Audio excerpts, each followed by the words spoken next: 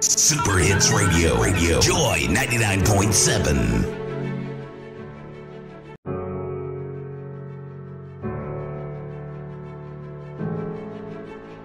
Super Hits Radio. Joy 99.7. Super Hits Radio. Joy 99.7.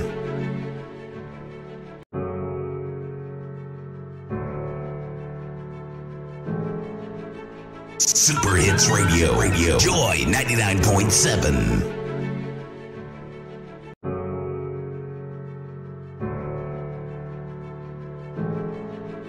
Super Hits Radio. Joy 99.7.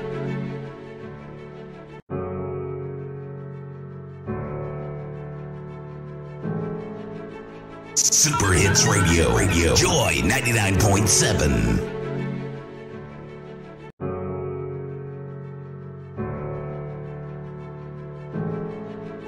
Super Hits Radio. Joy 99.7.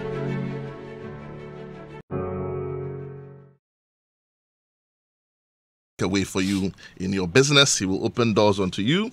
In this Yuletide, he will bring you business like you've never seen before, and you will clear your stock in Jesus' name. Amen. Amen. Okay, so you see, back to the show. Public relations, issues and crisis management. If you've just tuned in, you're live on your Superstation Joy 99.7, and this is Masterclass right here. Keep your dial locked right here, I beg your pardon. You can begin to send us your comments on 0244340437. Like I said earlier, we end our discussion on public relations today, so if there's been any part of this discussion that you have questions about, by all means, do send your comments to us on 0244340437. Issues and crisis management. You know, when I was researching this today before the show, I thought to myself, issues and crisis management, are they synonymous for each other? Are they different? Issues and crisis? No. For the purpose of this discussion. Yes.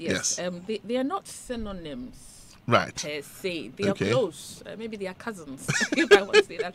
But before I go on, Yes. taking a cue from you, from the song that we played, God has made a way. And let me say that Yeah. Joy FM and Masterclass has made a way for me to be here to talk about the value of PR to businesses. This Yeah. is very important for us.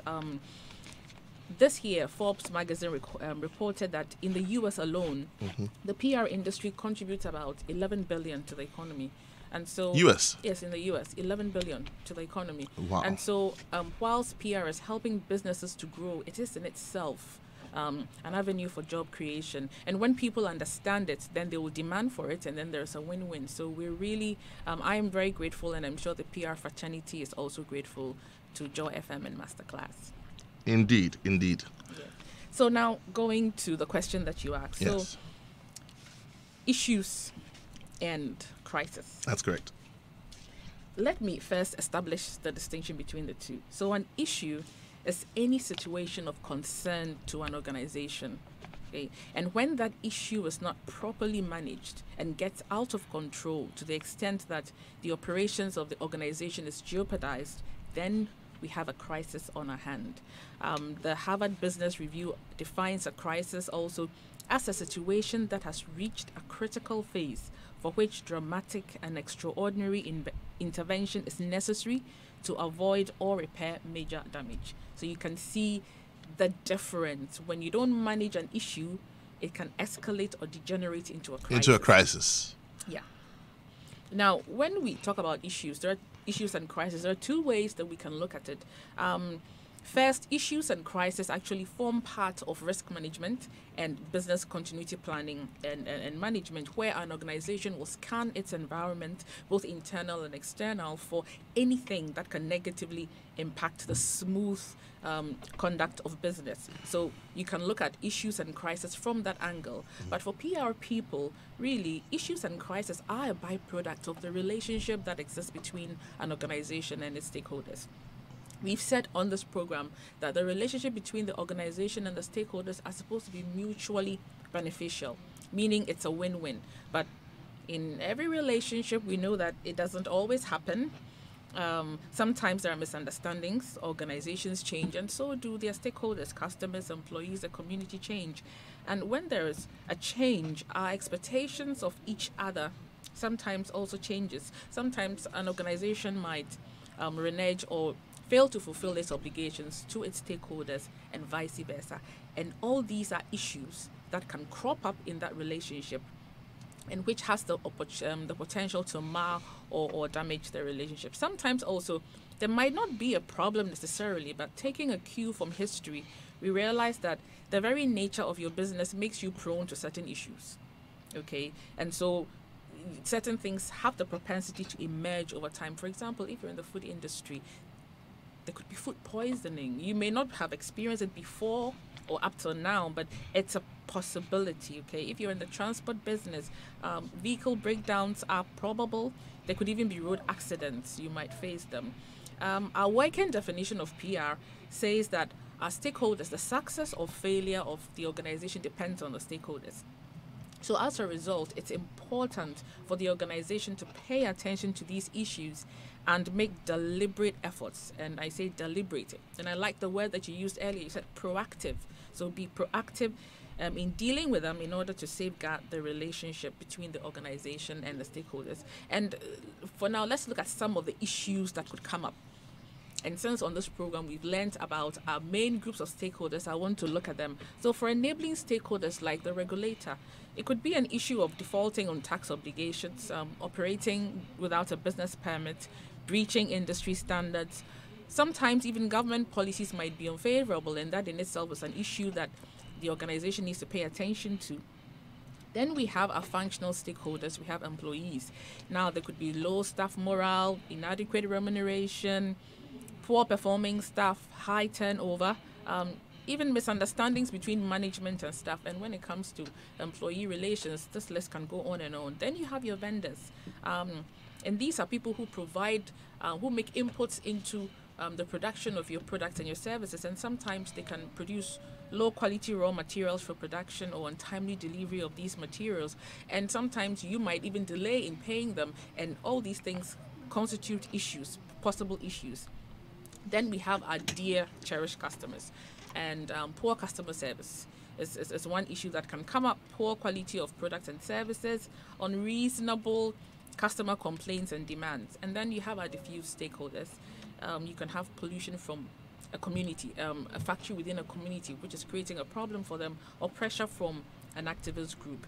Now, issues should not destroy an organization, or issues should not halt operations. I mean, from the list I've given, every organization or business can at least identify some potential issue spots in their line of business and take those into account. Additionally, also, you take into account the issues that are actually coming up in your interactions with your stakeholders. Now, the strategy here is to be proactive. We can't say it enough. Be proactive. Create a log of these issues, both the real ones and potential, and analyze the issues. In analyzing the issues, you want to ask, okay, what actually is the issue? Where did it originate from? Which stakeholders does it affect? Why is it an issue? Who has an interest? Who is exerting influence? Ask as many questions as you can to understand it, and then institute measures to deal with the issues to reach an amicable solution.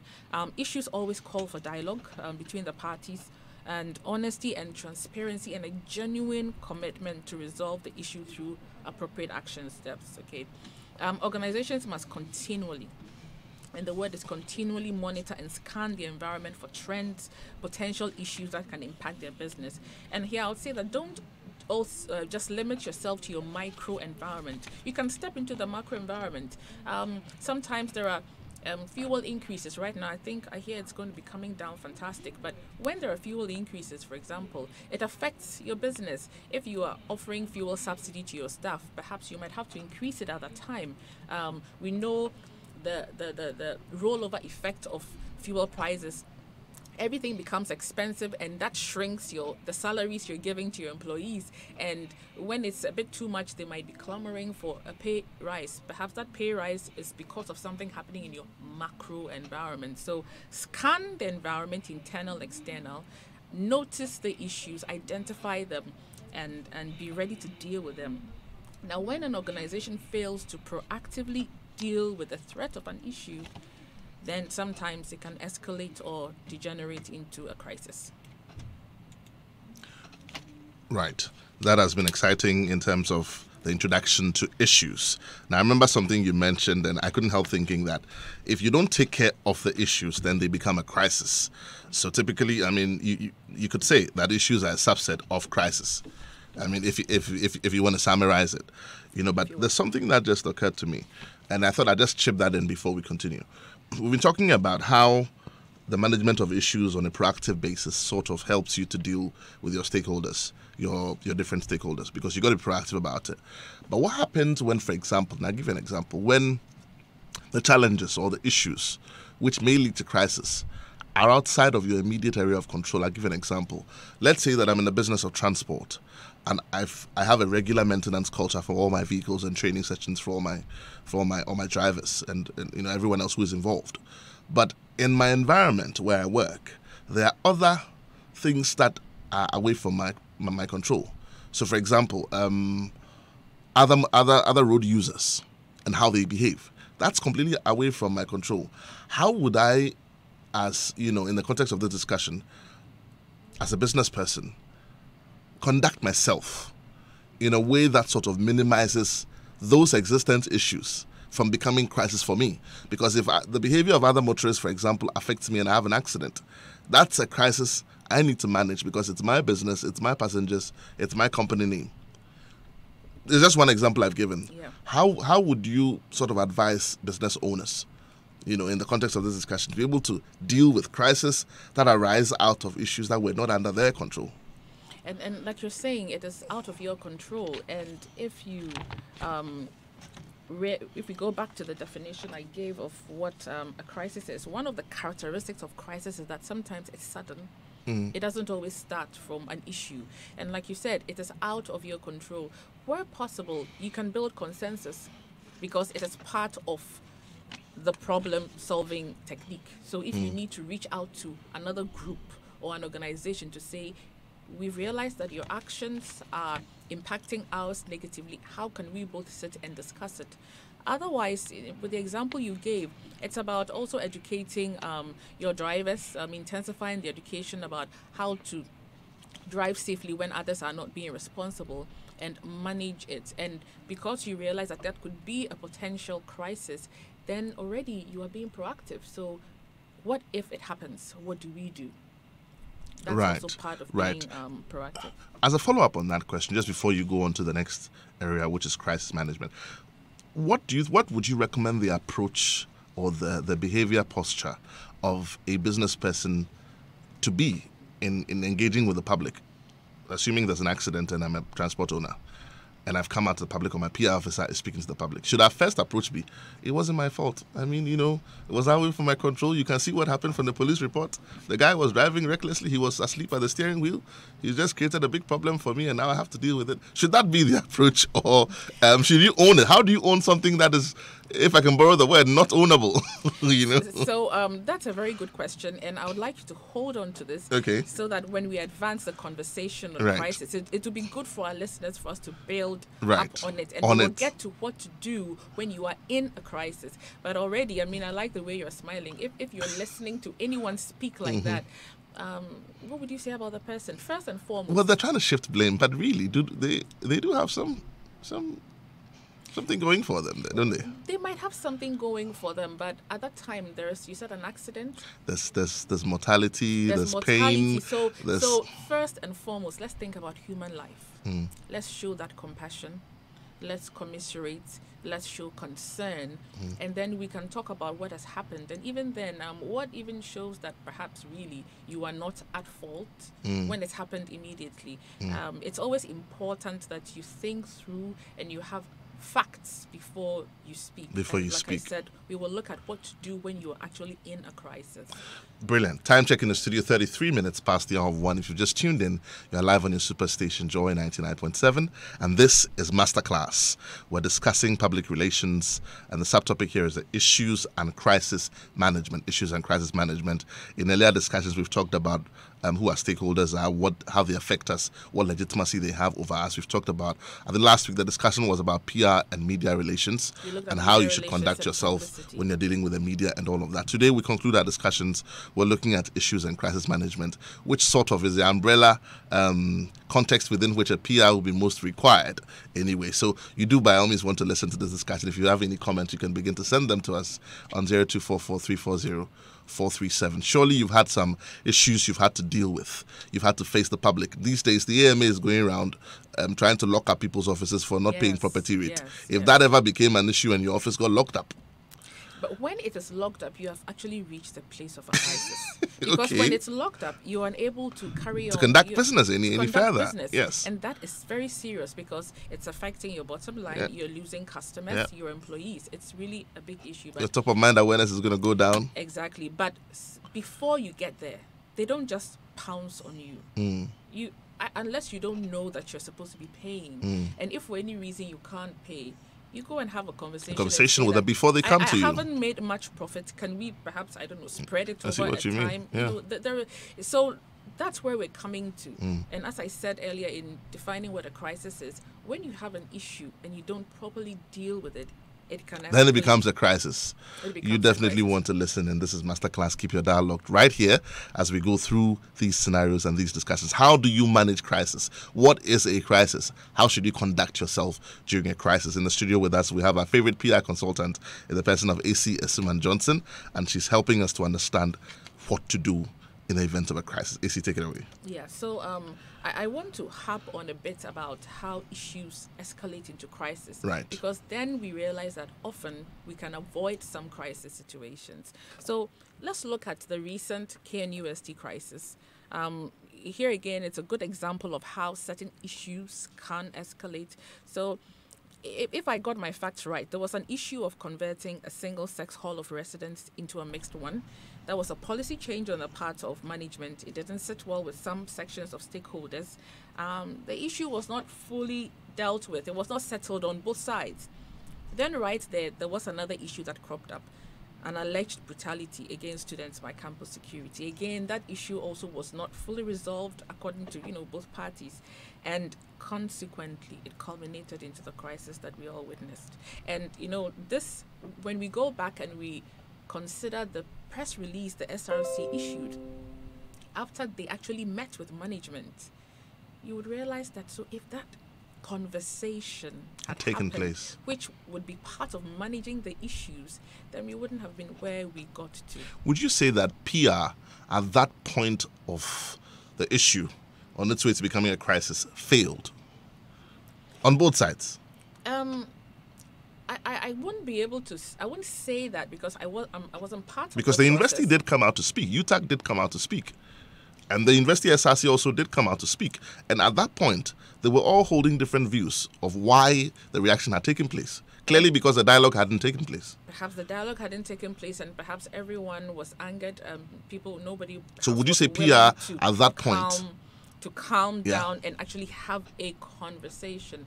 But you see, there was a crisis and things were moving so fast. So perhaps there wasn't, time. But what I'm trying to say is that before the crisis, before the demonstration and the extreme damage to property, we could have had a conversation and discussed this, put in more effort before we got there.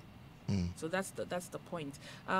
This morning, I think I read on my Joy Online that Serveline head office has been shut for non-payment of taxes. Again, this is something that it didn't have to get to this place because it's probably an issue that could have been dealt with. Right. Yes, you know that you must pay your taxes, and perhaps there might be, I said, good reasons why you have defaulted, and there could have been a conversation instead until you wait till this time, and then the office is shut, and now you. But I mean, it's in all fairness, though. I mean, I know that this is PR, but how do you handle it when there has been in most cases where you find the final lockup? I mean, I know a few other companies. I don't want to mention their names on air, but there has been that dialogue between the GRA and these companies. There has even been restructuring of the exposure to pay in some cases. And at some point when, it's realized that, look, these guys are not going to be able to pay, it's shut down. I have sentiments both for and against that position. The sentiment against it is that, I mean, if you shut it down, how are they going to work to be able to raise even more money to pay? Are you then going to cancel that debt? The other argument on the other side is also that they have to be able to pay. Otherwise, how do we raise revenue and taxes? I mean, so clearly, you see what I mean? That position does not help either party. So at that point, then dialogue is broken down. Well, dialogue has broken down, and we're in crisis mode, and then would have to activate whatever solutions that would be helpful in fixing that situation. Again, I mean, there's so many examples in recent times, and when I think about all that's happening, we couldn't have been having this conversation at a better time. Midland Savings and Loans again, and Men's Gold. The crisis we saw were all issues that were smoldering. They were there, and perhaps they didn't receive the maximum attention, or the parties involved were not willing to dialogue, and so we saw what happened. When it comes to savings and loans, I think the Bank of Ghana has announced that it's actually going to be swooping down on some savings and loans companies very soon. There's an adage that when you see your neighbor's beard burning, you want to fetch water, a bucket of water beside you. So I hope that these savings and loans companies are taking a cue from what has happened, and they're being proactive, and they're going to start engaging their stakeholders on the issues and see how they can work together to protect customer investments, their customer investments, jobs, and also to stay in business. Right. I mean, this discussion is so exciting. I want to open the phone line so that our listeners can begin to call in and join us. Numbers to call. I want to open the phone lines very shortly so that you can join us and be a part of this discussion. Numbers to call are 0302 216 541. That's 0302 216 541. Pick up that phone, give us a call so that you can be a part of the discussion that we're having here on public relations, subtopic issues and crisis management. Everybody has had one crisis or the other at some point, and by all means you want to have to be able to benchmark and find out how did this other person A handle their crisis when it happened. How can I even avoid crisis in the first place? These are the discussions we're having here. Pick up that phone, give us a call on 0302 216 541, or you can send us a WhatsApp on 0244 340 437. The RTHE Consult is organizing a value proposition design workshop tagged Winning Customer Advantage in a Changing Market. Your value proposition lets everyone know about the benefits that customers will get through your business. For many people, however, the value proposition has become stale, or they do not have one at all, and after a while their business starts to fail. This value proposition design workshop is about two things. 1, developing value proposition to win the customers, and 2, planning big goals for 2019 with a better value proposition. You can join the workshop November 13th to learn about developing a fresh and exciting value proposition to boost your business. For more information and also to register, you can call this number 0273 188 533. That's 0273 188 533. This workshop is actually being put together by one of our resource persons, very first resource persons when we started in February 2019, person of Mr. Thompson Chua. He's always a dear one to Masterclass. If you've just heard this announcement, by all means, make a note of that date, November 13th. You want to be able to be a part of that workshop and help your own business. I mean, this is information that's going to help your business as well. Numbers to call again are 0273 188 533. You can call that number to register and be a part of that show. So, Issy, we put the phone lines out 0302 216 541. We're talking about crisis management. And sorry, I cut you there and I had to announce the phone lines. We've been giving all these examples about the various schools and how, they could have handled it better. If you cannot handle it, or you don't see it coming, or maybe, let me put it this way. If you've got brownie points, so because you've been proactive in the past, does the nature of the crisis determine whether or not you get forgivability from your stakeholders?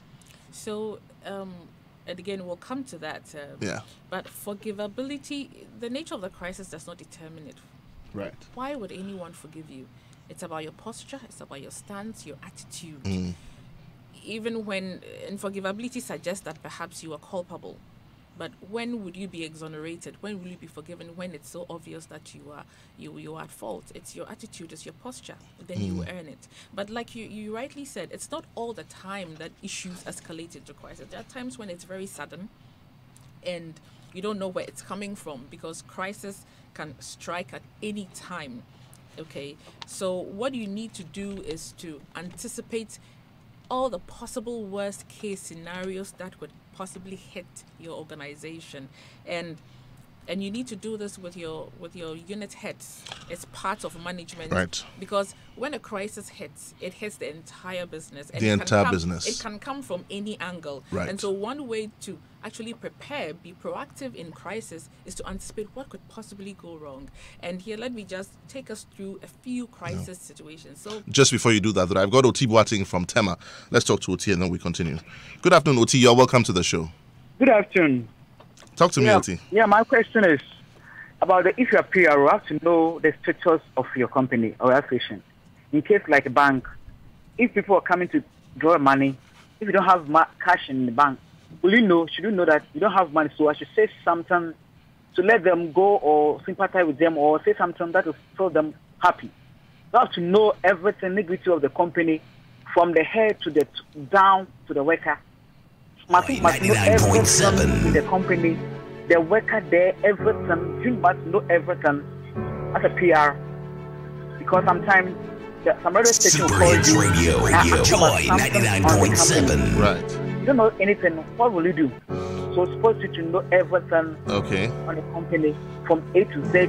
Should you know? Super Hits Radio, Joy 99.7. Must you know everything that you need to know about the company, or you're on a need-to-know basis? I suppose it trickles down to, should the PR person even be a junior staff where he's on a need-to-know basis? Super Hits Radio, Joy 99.7. definition, I said Yeah. it's a management function. And so ideally, the PR function should be part of management where you are in the know.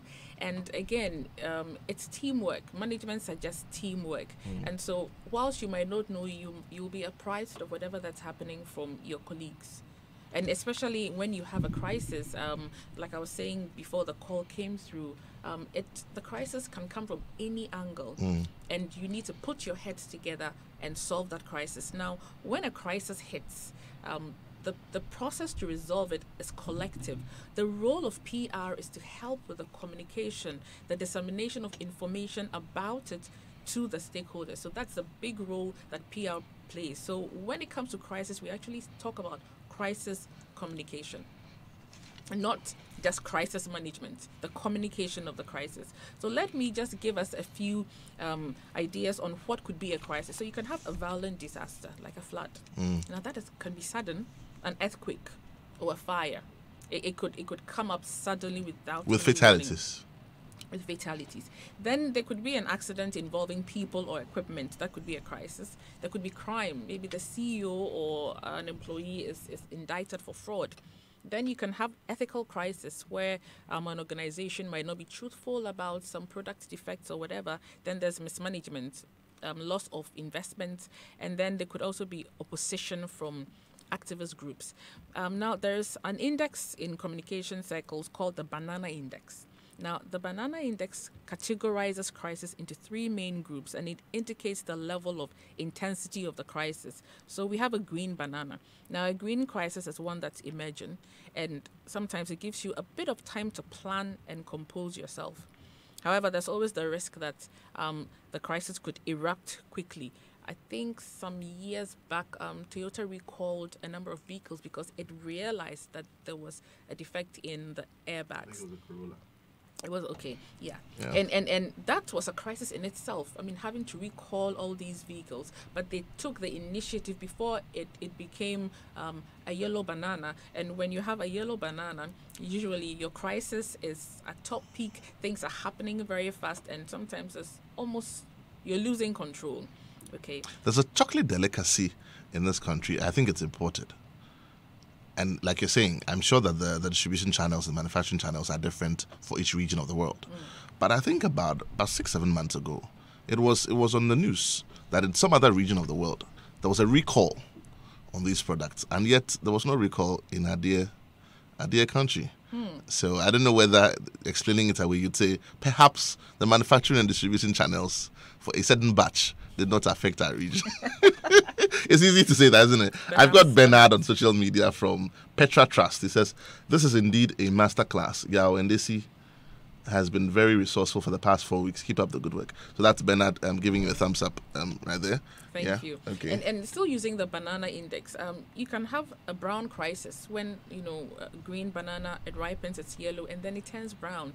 And those are crises that persist and don't go away for years. And often you can have some ethnic crisis, it's recurring, or even sometimes our perennial flooding, year after year, it comes. Since 1950. We have floods, people lose lives and property, and Yeah. it keeps recurring. Now, the thing is that crises are inevitable when it is not emanating from an issue, and when it strikes, often it impacts your bottom line immediately, and your reputation.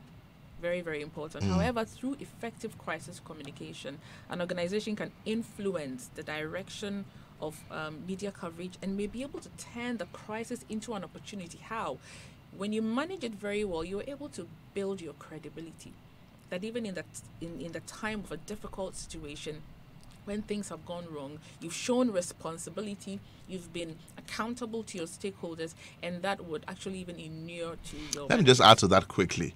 Time check in the studio, by the way, is 49 minutes past the hour of 1. We still have a few more minutes on the show. Numbers to call, 0302-216-541. That's 0302-216-541. Today we conclude our discussions on public relations, and we're discussing issues and crisis management. Surely you've had an issue either in your business or even in your personal life or in your office you've had to manage. Share with us how you handled it. Let someone become better for it. We can't all make the same mistakes. Life is too short for that. So numbers to call, 0302-216-541. You see, I asked a question earlier, and I'm just going to sort of link it back to what you just talked about. Effective crisis management. I have found out, in my experience, that where people have expressed great displeasure at a service or a crisis, or venting to a staff of an organization, even in that moment when they are sorely displeased, you will find that they're still watching to see what your reaction is.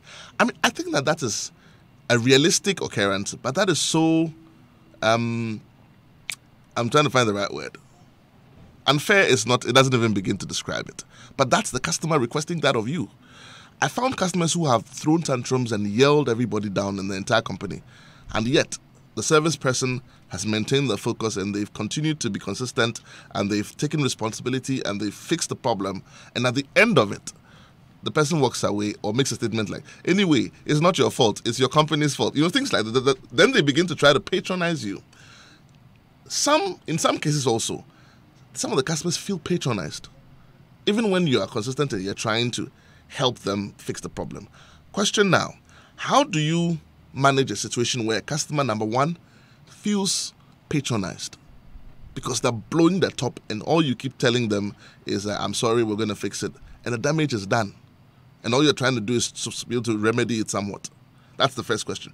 Second question, how do you deal with a customer who is blowing their top to the point where they know you will tip? You're a human being. You've got to be able to tip at that point, and yet have an expectation of you not to tip. Allow that customer to vent. What happens when you break down? I've seen service ambassadors break down in banking halls, in shops. They just break down and they start crying because the venting is so heavy and so heated.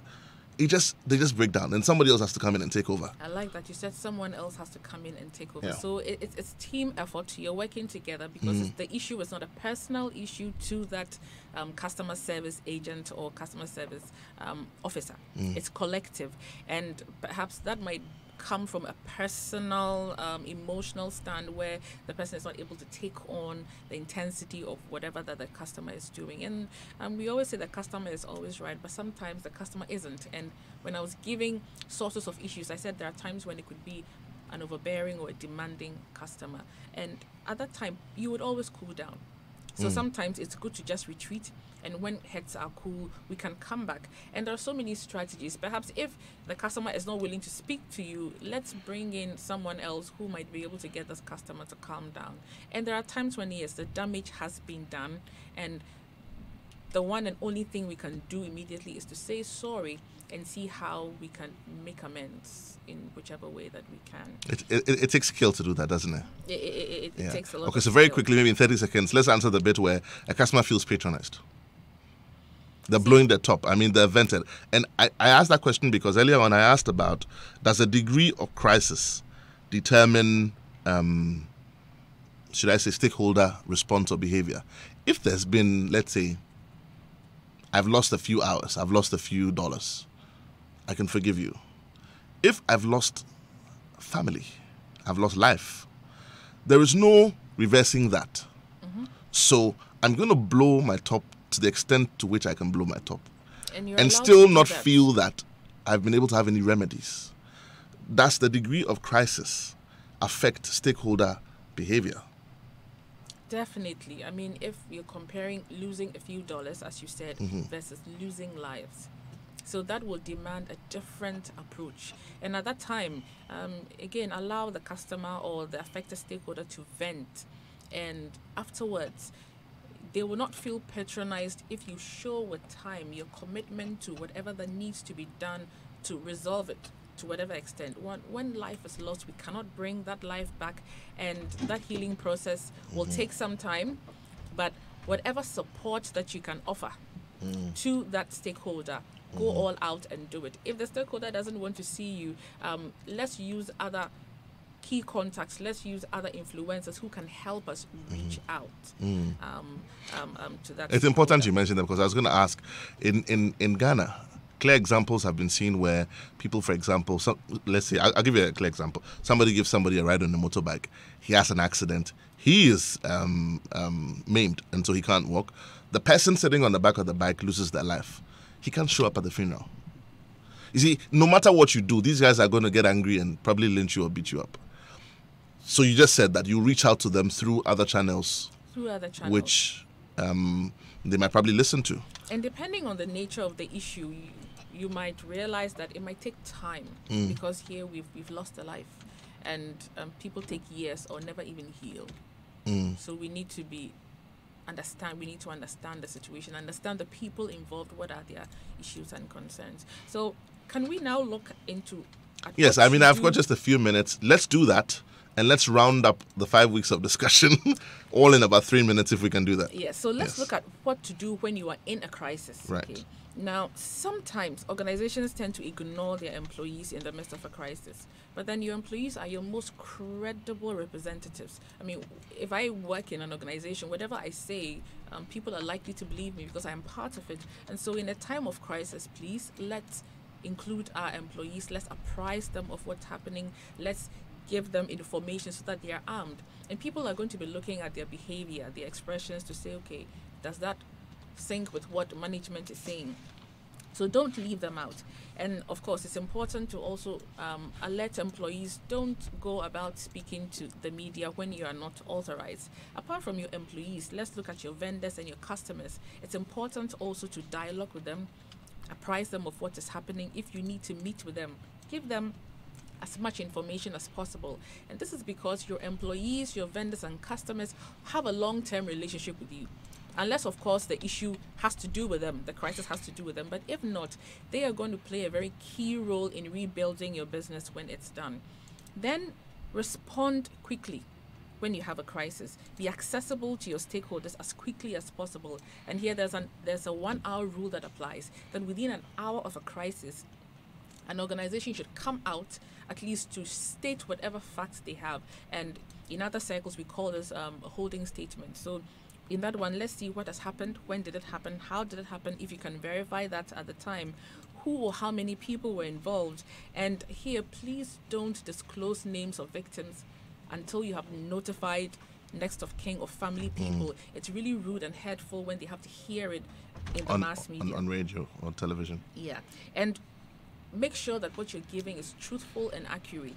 And when you don't have information, state it, but make sure that whenever you have it, you'll be disclosing it as and when. And typically, you would want to do this through the media, who, in the midst of a crisis, have access to the largest stakeholder group. Then speak with one voice. Very, very important, because when a crisis comes up, people have different ideas, people have different views, there are rumors. Let's have a spokesperson. Ideally, it should be the CEO. You know, when the CEO or the leader, the MD speaks, there's legitimacy, okay? But where you have multiple spokespersons, speak with one voice, one messaging, and whatever they say must complement each other, not contradict. And then observe the principle of full disclosure. Silence or no comment is not acceptable. In fact, research has shown that when you say you're not willing to comment, it's almost like you're admitting that you're guilty. Okay, so sometimes our lawyers might advise that, let's keep quiet. But in the midst of a crisis, the public's need to know becomes paramount, and we must be willing to share information. But of course, consider whatever legal implications there might be. Then your crisis messaging. Show empathy, show concern, commiserate with affected stakeholders, and use the media. They are your ally. Last week we learned from media relations that the media are helpful in getting information out to all the stakeholders. So work with the media, give them information, and strive, like you said, to earn forgivability from your stakeholders. I mean, if you're obviously in the wrong, be courageous, accept responsibility, and demonstrate the willingness to fix it. That's when you will earn that forgivability. Right. So all in all, we'll say have a positive attitude about responding to any crisis. Yeah. This has been an exciting 5 weeks with us here in the studio. Issy Asuman-Johnson, thank you very much. Hopefully we'll have you back sometime next year. Yes. Next week we continue with our discussion. We'll be having some of our listeners in the studio from Cosmos KIC Agritech. They went through a certain challenge, and some of those participants will be coming through the studio to spend some time with us. Up next is the news at 2. This has been Masterclass Radio on your station. Thank you for listening. See you same time next week.